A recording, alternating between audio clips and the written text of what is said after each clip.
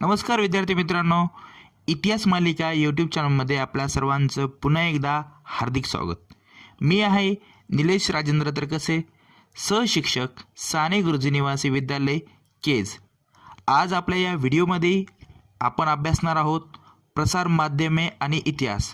खूप महत्त्वाचं आणि खूप छान असं प्रकरण आहे आणि विशेष म्हणजे आपल्या दैनंदिन बाबीसंबंधी असलेले हे प्रकरण आहे. तुम्ही आपल्या प्रकरणाचं जर शीर्षक पाहिलं, प्रसार माध्यमे आणि इतिहास. प्रसार माध्यमे या शब्दामध्येच दोन शब्द आहेत. एक आहे प्रसार आणि दुसरा आहे माध्यमे. प्रसार शब्दाचा अर्थ होतो दूरवर पोहोचवणे आणि माध्यम म्हणजे एखाद्या गोष्टीच्या सहाय्याने मदत घेऊन पोहोचवणे, म्हणजेच ते झालं माध्यम. उदाहरण बघा, एक दोन व्यक्ती आहेत.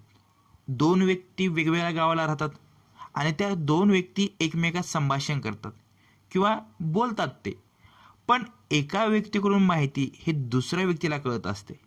एखादी कुठलीही नवीन गोष्ट झाली, घटना झाली त्यांच्या शहरातली, तर ती दुसऱ्या व्यक्तीला कळत असते.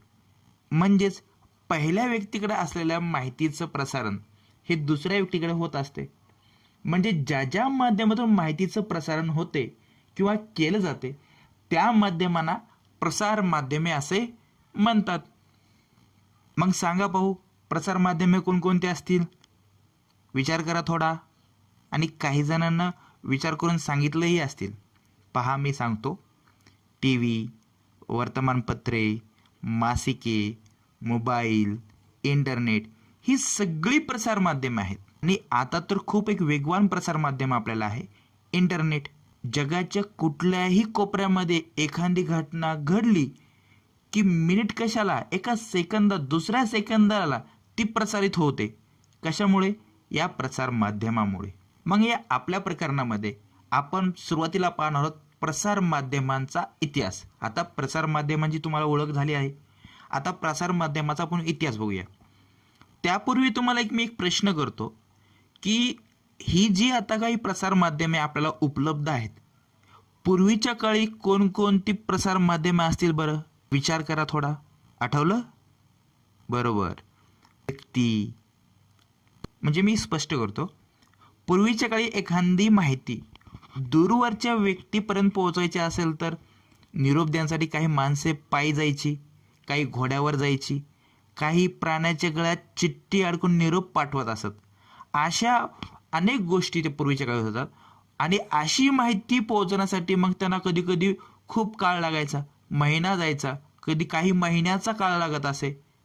अशा प्रकारची प्रसार माध्यमे होती. तर आजच्या युगातलं प्रसार माध्यम वर्तमानपत्र, याविषयी आपण माहिती घेऊ. प्रत्येकाच्या घरात आहे, प्रत्येकाला याची ओळख आहे. छापील अक्षरामध्ये सगळीकडे हे पोहोचत असते. वर्तमानपत्रामध्ये सगळ्या गोष्टी तुम्हाला माहिती आहेत. काय काय असतात? बातम्या आहेत, अग्रलेख आहेत, काही लोकांची मते असतात, काही जाहिराती असतात, रंजक आणि पूरक मजकूर, असे अनेक समावेश नियमितपणे छापून दररोज वितरण केले जातात. त्याचं प्रकाशन होते आणि या सगळं प्रकाशन म्हणजेच वर्तमानपत्र होय. आता त्याचेही प्रकार आहेत बघा. आपल्या गावातल्या बातम्या एका स्थानिक वर्तमानपत्रात येतात, तर काही आपल्या राज्यातल्या बातम्या वर्तमानपत्रामधल्या येतात आणि काही जागतिक दर्जातल्या बातम्या सुद्धा येतात. म्हणजे वर्तमानपत्राचे परत स्थानिक, देशांतर्गत आणि जागतिक विविध बातम्या स्वरूप सुद्धा असतं. थोडक्यात म्हटलं की चालू घडामोडीच्या नोंदीचा वर्तमानपत्रे म्हणजे एक ऐतिहासिक दस्तावेज होय. आता ह्याचा आपल्याला इतिहास शोधायचा बघा. वर्तमानपत्राची पूर्वसुरी म्हणून एक आपल्याला मुद्दा दिला आहे, पाहूया आपण तो. पहा, वर्तमानपत्राच्या आधीच्या काळात राजाचे आदेश लोकांपर्यंत पोहोचवण्याचे काही विविध मार्ग होते. पहिला मार्ग, इसवी सन पूर्व काळात इजिप्तमध्ये आदेशाचे कोरीव लेख सार्वजनिक ठिकाणी ठेवले जात. हा पहिला एक मार्ग. दुसरा तसाच प्राचीन रोमन साम्राज्यात हुकुमाचे कागद वाटत असत. म्हणजे राजाचा एखादा हुकूम असेल तो कागदाद्वारे प्रत्येकाच्या हाती वाटला जायचा. प्रांतोप्रांती वाटले जायचे ते कागद. आणि यामध्ये मुख्य म्हणजे देश आणि राजधानीचीच या घटनेची माहिती दिली जायची. तसंच एक तिसरा असा मार्ग होता, ज्युलियस सीझरचे ॲक्टा डायरना हे वार्तापत्र सार्वजनिक ठिकाणी लावले जाई. जसं आज आपण पाहतो की आपल्या गावामध्ये एक सार्वजनिक वाचनालय असते आणि त्या वाचनालयामध्ये एक वर्तमानपत्र असते. हे वर्तमानपत्र कोणीही जाऊन तिथं वाचू शकते. त्या पद्धतीचं एक सार्वजनिक ठिकाणी वार्तापत्र लावले जाई. आणि दुसरा तसा चीनमध्ये एक मार्ग होता की चीनमध्ये 7व्या शतकात सरकारी निवेदने वाटले जाईत. इंग्लंडमध्ये सुद्धा महत्त्वाच्या घटनांची पत्रके वाटत. काही लढाया झाल्या तर काही महत्त्वाची घटना घडली तर हे इंग्लंडमध्ये पत्रकामध्ये अधूनमधून वाटत असत. धर्मशाळामध्ये उतरणारे प्रवासी, फिरस्ते तिथील लोक दूरवरच्या बातम्या हे रंगून सांगत. आणि राजाच्या दरबारात तर ताज्या बातम्या राजाचे प्रतिनिधी वेगवेगळ्या ठिकाणी राहून राजा दरबारात पाठवत असत. ही अशा प्रकारे वर्तमानपत्राची पूर्वसुरी होती. वळूया आपल्या पुढल्या मुद्द्याकडे, बेंगॉल गॅझेट.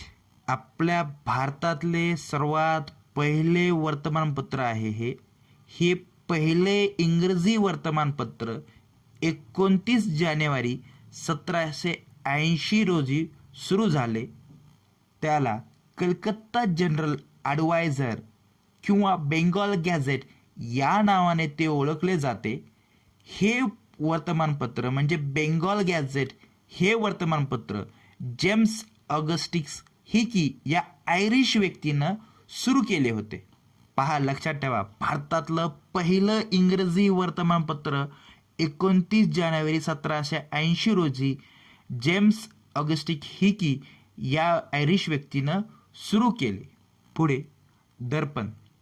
आता दर्पण हे पत्र 1832 मध्ये मुंबईत सुरू झाले. बाळशास्त्री जांभेकर हे दर्पणचे संपादक आहेत. आता तुम्हाला वेगळे सांगायला नको, मराठी पत्रकार दिन हा त्यांचा जन्मदिवस म्हणून पत्रकार दिन म्हणून संपूर्ण महाराष्ट्रात साजरा केला जातो. बाळशास्त्री जांभेकर हे दर्पण या पहिल्या मराठी पत्राचे संपादक होते. ब्रिटिशांच्या काळात भारतावर राज्य असलेल्या ब्रिटिशांनी दर्पण वृत्तपत्राचा एक स्तंभ इंग्रजीत आणि एक स्तंभ मराठीत छापून यायचा. भारतीयांना देशाच्या परिस्थितीचे व परदेशी राजव्यवहाराचे ज्ञान मिळावे या उद्देशानं हे वृत्तपत्र सुरू केले होते. तसेच लोकांचे प्रबोधन आणि मनोरंजन करणे हाही उद्देश होता. दर्पण अंकातील बातम्यामधून आपणास राजकीय, आर्थिक, सामाजिक, सांस्कृतिक इतिहास सापडतो. त्याची काही उदाहरणं आहेत बघा. कंपनी सरकारच्या 3 इलाक्यातील जमा खर्चाची यादी. 2. या देशावरील रशियनाचा हल्ला होण्याचे भय. 3. शहर साफ ठेवण्याकरता मंडळीची नेमणूक. 4. हिंदू विधवांचा पुनर्विवाह. 5. कोलकाता येथे थिएटरची सुरुवात. आणि 6. राजा राम मोहन राय यांची इंग्लंडमधील कामगिरी. ह्या सगळ्या बातम्या ह्या त्यांच्या वर्तमानपत्रातल्या असल्याने ह्याच्यावरून आपल्याला त्यांची कल्पना येऊ शकते. प्रभाकर हे मराठीतलेच वर्तमानपत्र आहे. भाऊ महाजन यांनी सन 1841 ते 1861 या कालावधीत प्रकाशित करत असत. त्यात फ्रेंचांच्या बंडाचा इतिहास म्हणजे फ्रेंच राज्यक्रांती जी झाली त्यांचा इतिहास पाहावयास मिळतो. लोकहितवादी गोपाल हरी देशमुख यांची काही समाज प्रबोधन शतपत्रेही प्रसिद्ध झाली आहेत. आणखीन एक मराठी वर्तमानपत्र आहे, त्यांचं नाव आहे ज्ञानोदय. ज्ञानोदय या वर्तमानपत्रात 1842 मध्ये आशिया खंडाचा आणि 1851 मध्ये युरोपचा नकाशा छापण्यात आला होता. मराठी वर्तमानपत्रात पहिले चित्र छापण्याचा मान या ज्ञानोदय वर्तमानपत्राकडे जातो. विजेच्या साहाय्याने बातमी पोहोचवण्याचे यंत्र म्हणजे टेलिग्राफ 1852 पासून सुरू झाल्याची माहिती ज्ञानोदयमधूनच मिळते.